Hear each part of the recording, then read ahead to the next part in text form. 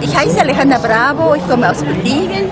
Ich bin ansässig in der Schweiz seit 1974. Ich bin eine von Flüchtlingen aus Chile, die gekommen ist. Ich bin eine von diesen ersten 200 Flüchtlingen aus Chile. Ja. Wie geht's dir hier auf der Konferenz? Sehr gut. Ich habe viele Freundinnen gefunden, mit denen ich diskutieren kann. Es sind Frauen, die können wir jetzt austauschen. Es ist sehr interessant zu sehen und auch zu hören, die verschiedenen Problematiken aus der ganzen Welt. Und heutzutage ist nicht mehr ein großer Unterschied, weil die Situation der Frauen in Europa oder in Südamerika, in Asien oder in Afrika ist sehr schwierig.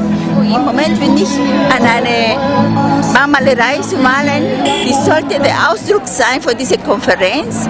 Die Frauen sollen malen, was sie, alle Resolutionen, alle Wörter, die wir eigentlich wollen, ausdrücken. Und mit diesem Tuch, mit dieser Malerei werden wir erneut marschieren.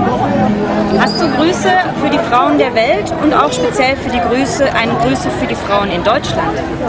Natürlich.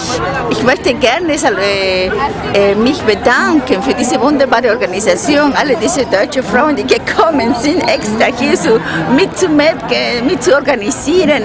Man merkt, dass eure Anwesenheit, ich bin sehr dankbar, es ist sehr schön organisiert. Es gibt natürlich viele Sachen, die nicht klappen, aber es gibt überall das.